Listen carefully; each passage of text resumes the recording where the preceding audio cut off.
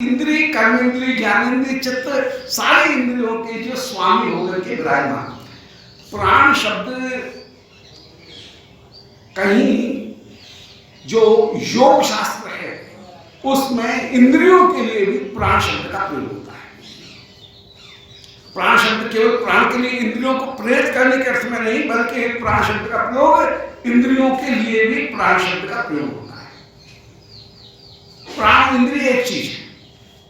जब प्राणों के साथ में इंद्रियों का संयोग है और उसके साथ में मन का संयोग है, मन भी एक इंद्रिय है, तो प्राण के साथ में प्राण शब्द के द्वारा सारी इंद्रियों का एक बोध होता है। तो प्राणनाथ आज मेरे कर्मेंद्रिय, ज्ञानेंद्रिय, अंतःकरण, जीवात्मा सभी के नाथ होकर के ये श्री श्याम सुंदर विराजमान है। से तो प्राणनाथ पाई, आज उन प्राणनाथ को प्राप्त कर लिया। से तो, से शब्द कितना महत्वपूर्ण है। से में न जाने कितने कितने भाव, कितनी कितनी स्मृतियां जुड़ी हुई हैं। वाह बल यार, से शब्द का विचार करते रहो। कौन बोल वो, और एक एक लीला, एक एक छवि, एक एक गुण श्याम सुंदर की, उसका विचार करिए। से तो वो ही प्राणनाथ अब श्री ब्रज की एक एक लीला का स्मरण कर रहे हैं, एक एक भंगिमा, एक एक छवि का श्री महाप्रभु दर्शन कर रहे हैं।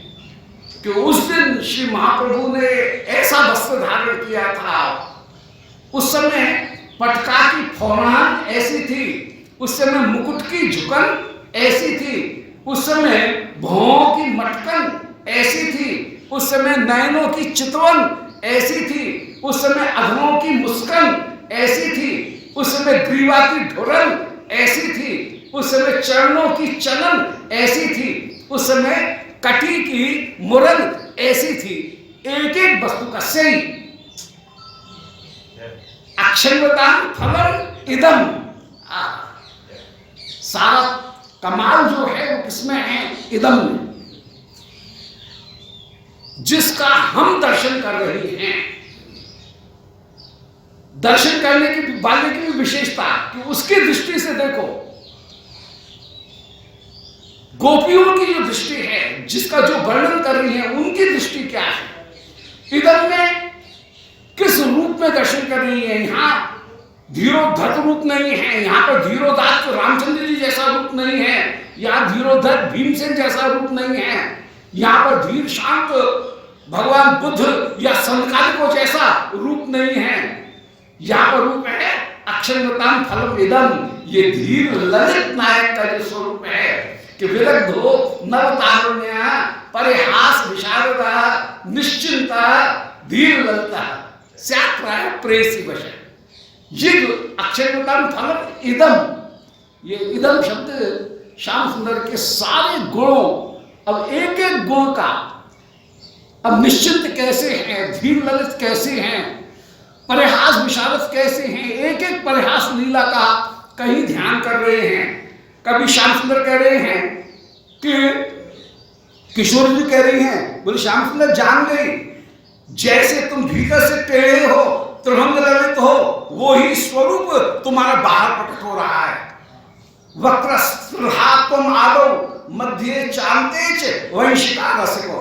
अरे बंशी से, रूखी बंशी से, पोली बंशी से प्रीति करने वाले, तीन जगह से तुम टेढ़े हो, ग्रीवा से अलग, कटी से अलग, चरणों से अलग, तीन जगह से टेढ़े हो।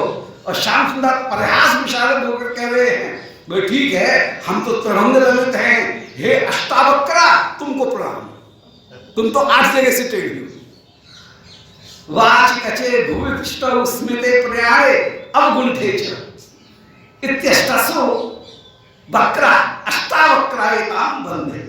8 जगह से टेढ़ी होकर के विराजमान। अब ये प्रयास विचार, तो यहाँ के से ही तो प्राणधन, प्राणनाथ, वो जो प्राणनाथ है वो प्राणनाथ। अब से शब्द, इदम शब्द का कहां तक वर्णन किया जाए, बस आस्वादन करते रहें, समय का समय रसकों का उस आस्वादन में व्यतीत हो जाए एक एक वस्तु में। श्री वृंदावन निकुंज कैसी है, यमुना तट कैसा है, उसमें श्याम सुंदर के वस्त्र कैसे हैं, उनकी भंगिमा कैसी है, श्रृंगार कैसी है, भाव कैसा है, उनके स्वभाव कैसे हैं, एक एक वस्तु का दर्शन करें, से ही तो प्राणनाथ पाए। तो अक्षरवताम फलम इदम, जिसका हम दर्शन कर रहे हैं, ये धीर ललित श्री प्रिया के वशीभूत होकर के, जो अनुकूल नायक होकर के विराजमान, श्री प्रिया जहां स्वाधीन भर्तृका होकर के मान धारण करके विराजमान हैं, वे परम परम अनुकूल नायक होकर के प्रिया की प्रार्थना करते हुए, प्रिया के चरणों को पलटने के लिए उत्सुक होकर के, प्रिया के एक अधरामृत की कणिका मात्र को प्राप्त करने के लिए सखियों से प्रार्थना करते हैं। यत् किंकिरी शुभोषा खल काकवाणी पूर्ण परस्य पुरुषस्य शिखंड मोगले। श्री रूपमंजरी से कह रही है, अरे रूपमंजरी, तेरे पास में प्रिया जी के अधरामृत की वो शीत प्रसादी, श्री प्रिया जी के अधरामृत की जो बीड़ा का जो जरा सा टूक है, मुझे भी दे दे, ऐसी क्या बात है, दे दे, थोड़ी सी दे दे, जरा सा दे दे, कणका मात्र दे दे। ऐसे दासीगण जो हैं उनसे श्री प्रिया जी के जाचे जूठन पाइए और पांव पर हाथ आए,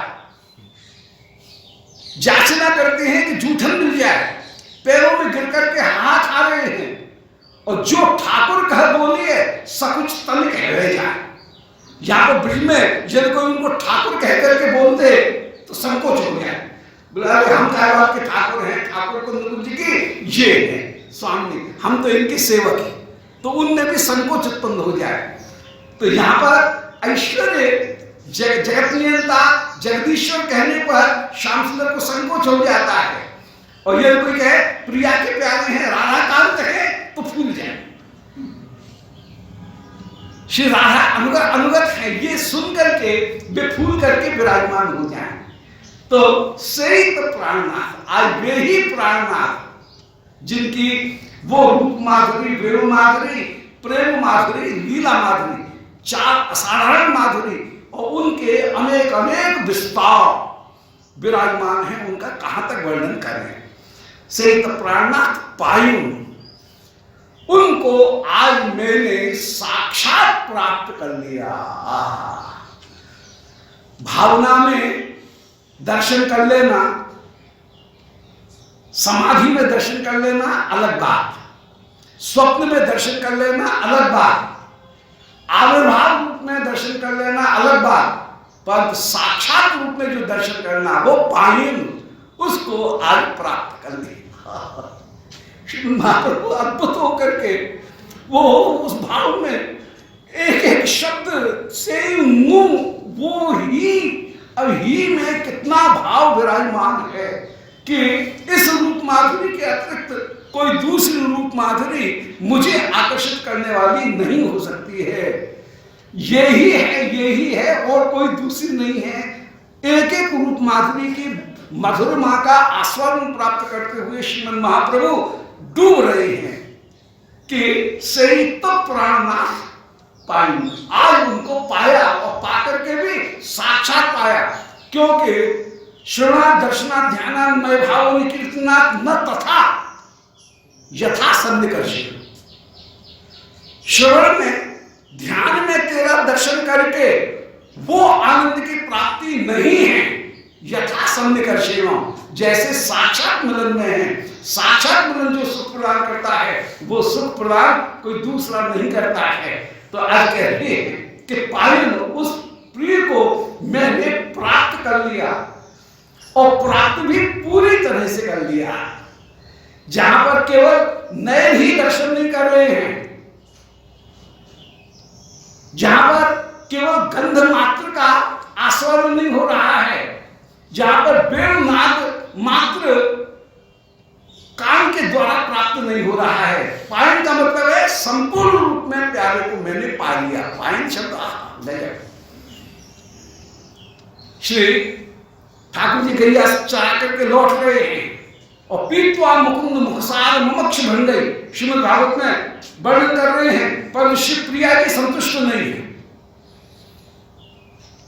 पीत्वा मुकुंद मुखसारम सारघम, मुकुंद के मुख के मधु का अक्ष भर गई, नेत्रों के द्वारा पान किया, ठीक है, किशोरी के नयन तृप्त हो गए, वंशी बजाते हुए आ रहे हैं तो वेणुनाद सुना, कान भी तृप्त हो गए, और श्याम सुंदर की अंग गंध की माला की गंध उड़ करके आ रही है। शिवप्रिया अपने झरोखा में विराजमान है, चित्र सारी अटारी में वृंदावन बिहारी की उस रूप माधुरी का दर्शन कर रही हैं, तो गंध भी श्री नासिका में स्वामी के पहुंच रही है, नासिका भी तृप्त हो गई, परंतु प्रिया कह रही हैं अभी भी त्वचा और रसना दो तृप्त नहीं, दो अधूरी रही, प्यासी की प्यासी।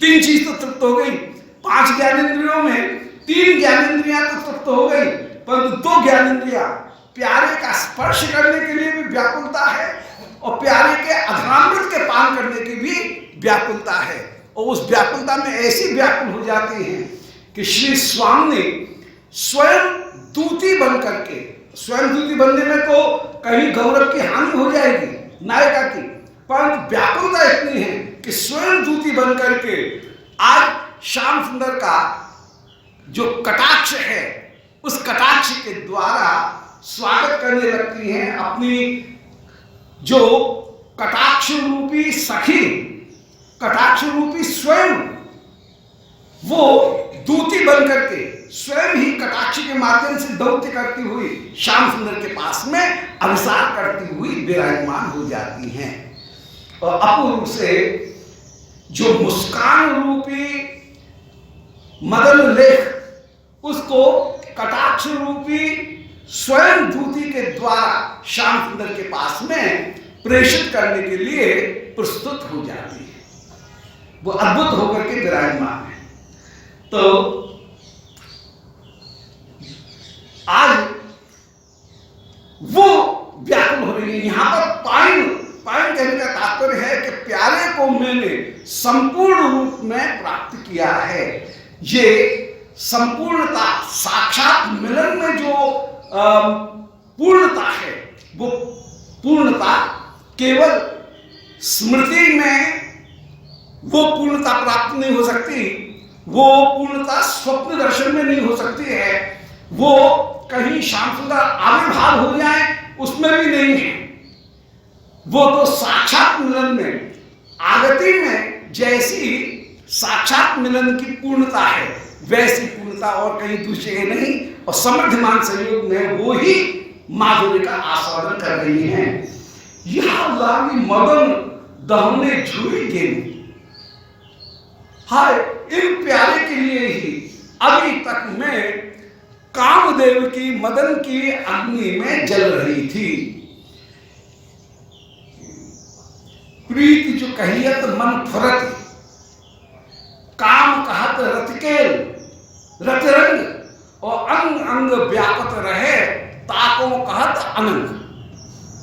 श्री दुर्दासी कहीं हमारे वृंदावन के रसिक विवरण करते हैं कि प्रीति जो कहिए मन फुरत, प्रीति किसका नाम? बोले स्थायी भाव जो मन में विराजमान है उसका नाम है प्रीति। परंतु स्थायी भाव ही कहीं पुष्ट होकर के, अभिव्यक्त होकर के जहां विराजमान हो और चेष्टाओं के रूप में सामने प्राप्त हो जाए तो उसका नाम है काम। प्राकृत काम की तो बात ही नहीं है, यहाँ पर उसका तो अधिकार नहीं है प्राकृत काम की। इसीलिए काम के लिए प्रीति और प्रेम के लिए काम, काम के लिए प्रेम, प्रेम के लिए काम, दोनों शब्दों का यहाँ पर हमारे ब्रज की भाषा, ब्रज के रस में प्रयोग होता है। प्रेम के स्थान पर काम शब्द का, काम शब्द के स्थान पर प्रेम शब्द का। प्रेम को गोपराणाम काम गमत प्रधान, प्रेम ही काम होकर के विराजमान। तो प्रेम जो कहियत मन फुरत, जो मन में स्फुरित मात्र होता रहे उसका नाम प्रेम। जब वह स्फुरण ही शरीर की चेष्टाओं में, भौहों की मटकन, नैनों की उत्सुकता, अधर के कंप, भुजाओं के प्रसारण, चरण की गति, इनके माध्यम से श्रीअंग के कंप, उनके माध्यम से श्रीअंग की जड़ता इन सब के माध्यम से प्रकट होने लग जाए, सात्विक भावों के रूप में प्रकट होने लग जाए, तो उसी का नाम है काम। प्रेम ही काम बन गया। प्रेम है उसका प्राण रूप, काम है उसका प्रयोगात्मक चेष्टात्मक स्वरूप, उसकी प्रतिक्रिया रूप। एक है कारण, दूसरा है कार्य। कारण ही कार्य बन करके विराजमान हो गया और अंग अंग व्यापक रहे ताको कहत अनंग। जब वही काम अंग अंग में व्याप्त होकर के विराजमान हो जाए तो उसका नाम है अनंग। अर्थात जहां रोम रोम प्यारे से मिलने के लिए उत्सुक हो और रोम रोम प्यारे के मिलन का अनुभव करता हुआ विराजमान हो, उसका नाम है अनंग। वो एक जगह सीमित नहीं है, प्रत्येक रोम नेत्र बन जाए, प्रत्येक रोम जिह्वा बन जाए, प्रत्येक रोम काम बन जाए। जहां पर 10,000 कान अयुत कान मिल जाए ये बड़ी बात नहीं है। यहां पर तुंडे तांडवनी रतिन नितंते तुंडावली लब्धे, सारे इंद्रियों के एक एक अंग एक एक रोम सारे गुणों से युक्त होकर के उस आस्वाद को प्राप्त करते हुए विराजमान हो। तो जिसके लिए मदन दहन झुरी गेरु, मदन की अग्नि में मैं जल रही थी, वो प्राणनाथ आज मुझे प्राप्त हो गए। तर आकर के भूख लगती है तो भोजन का स्वाद होता है। जब तर आकर के प्यास लगे तो जल पीने का, रस पीने का स्वाद है। प्यास नहीं हो और कोई कहे पानी पियो तो स्वाद हो जाता है। इसलिए बुभुक्षा और भोग सामग्री दोनों एक काल में चाहिए। भोग सामग्री हो, भूख नहीं हो तो भोग सामग्री महाकष्टकर, और भूख हो भोग सामग्री नहीं हो तो भूख महाकष्टकर। दोनों एक काल में होगी तो वो सुखद होगी। तो यहां पर मदन ग्रहण ने झुरी गई, जिससे मदन की अग्नि में मैं जल रही थी और आज प्यारे मिले हैं, तो वो जो आस्वादन है, भूख भी है और भोग सामग्री भी है, उस आस्वादन का क्या कहना, वो अद्भुत होकर के विराजमान है। एक धुआ गाने नाचे द्वितीय प्रहार। अब महाप्रभु बस केवल एक पंक्ति लेकर के ही बस गा रहे हैं, नाच रहे हैं। इस पंक्ति के आगे की पंक्ति नहीं, इतने में ही प्रहर के प्रहर बीत जाए। ये रसों के संग में सहज प्राप्त होता है। बेहरत लाल बिहारी वृंदावन के तीन तीर, श्री यमुना के तीन तीर। बिहारदास जी की एक तुक है और बिहारदास जी को इस तुक में गाते गाते सुबह से और संध्या हो गई। मनमोहन जी के पुजारी सुबह आए, देख रहे हैं महात्मा हाथ में ले रखी है एक धातु, ध्यानदेव जी ने,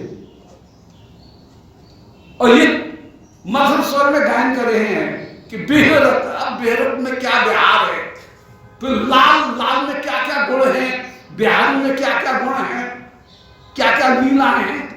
श्री यमुना, अब यमुना में कैसे लहर आ रही है, यमुना की क्या शोभा है, फिर तीरे यमुना के तीर की क्या शोभा है, फिर श्याम सुंदर के साथ में यमुना के तीर की क्या शोभा हो रही है।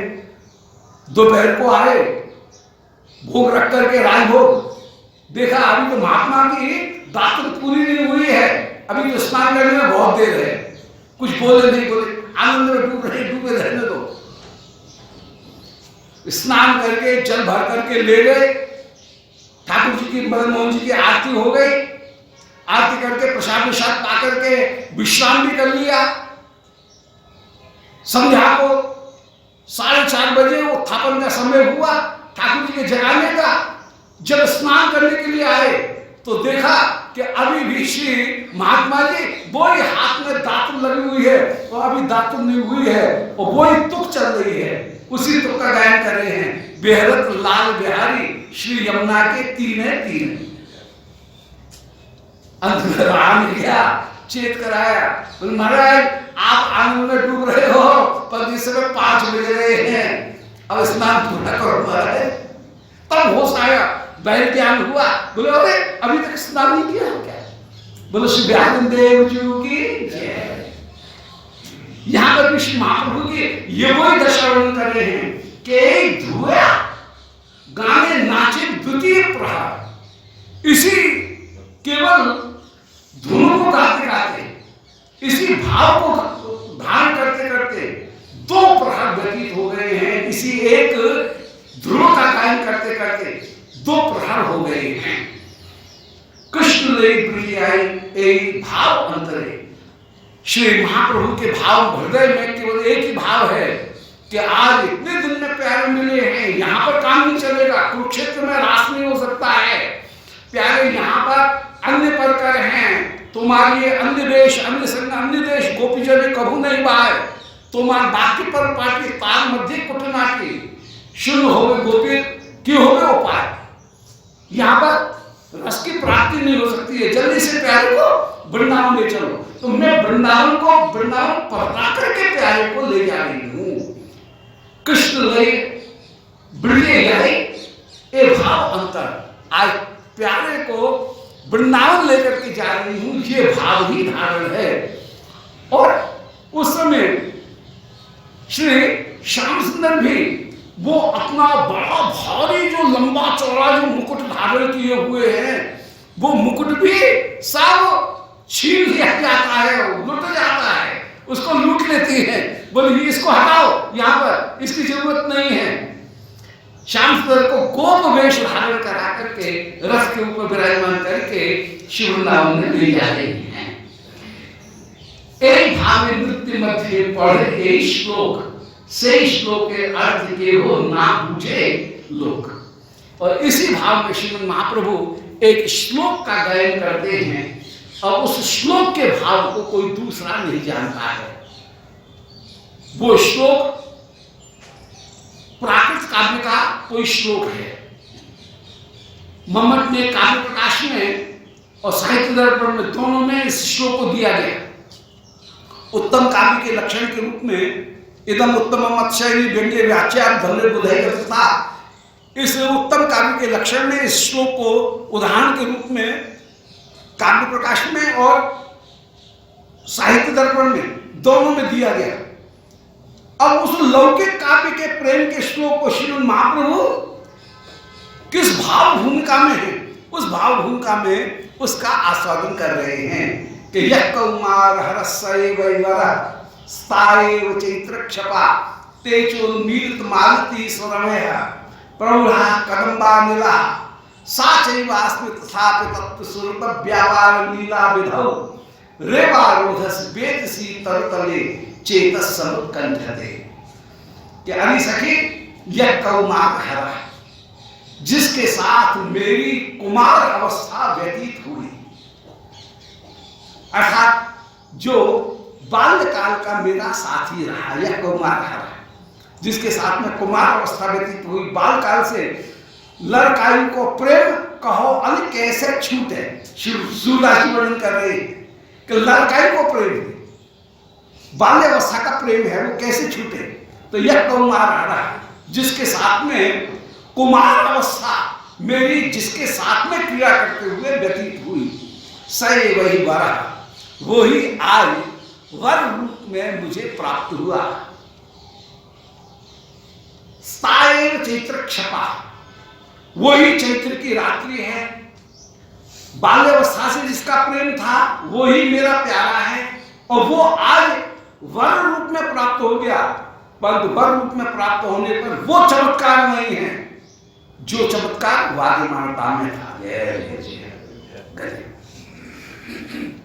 वर कहकर के ये दिखा रही हैं कि यदि सोपाधिक प्रीति है, विवाह संबंधी की स्वीकृति के कारण प्रीति है, विवाह हो गया है इसलिए प्रीति की जा रही है, तो सोपाधिक प्रीति हो गई, वो निरुपाधिक प्रीति नहीं हुई।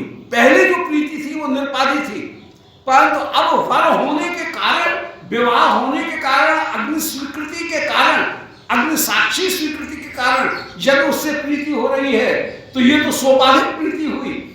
निरुपाधिक प्रीति का वर्णन करके सोपाधिक प्रीति अच्छी नहीं लगती है।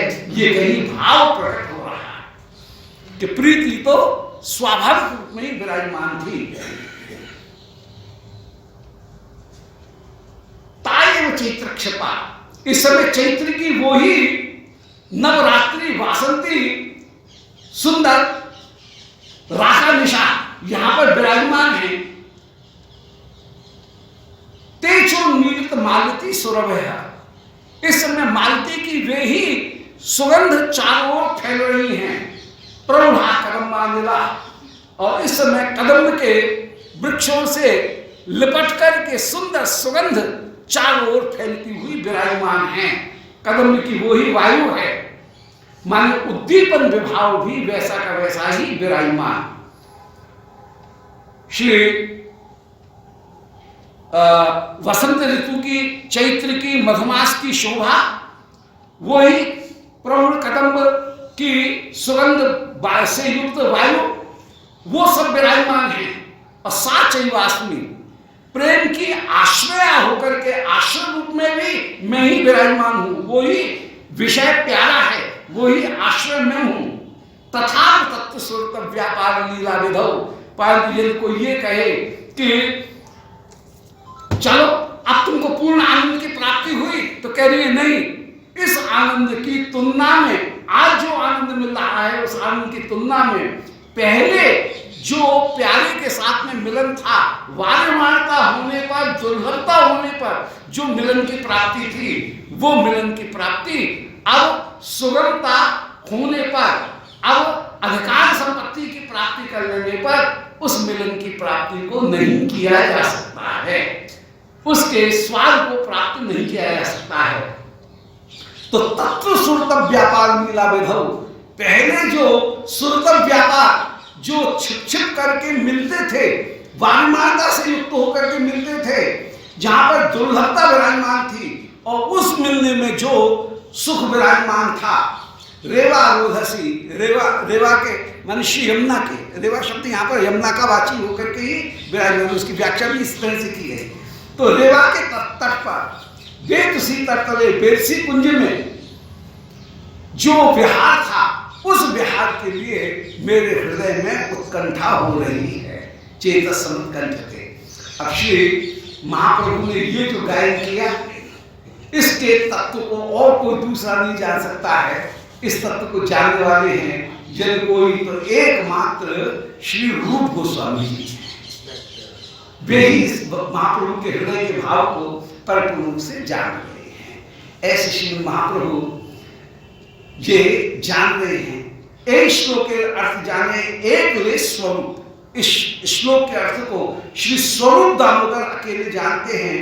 दैव से बसरता गया छे रूप। अब श्री रूप गोस्वामी जी उनके प्रसंग को भी इसी प्रसंग में दैव योग से श्री रूप गोस्वामी जी भी उस वर्षा श्री महाप्रभु से मिलने के लिए आए, और महाप्रभु इस भाव को जान गए।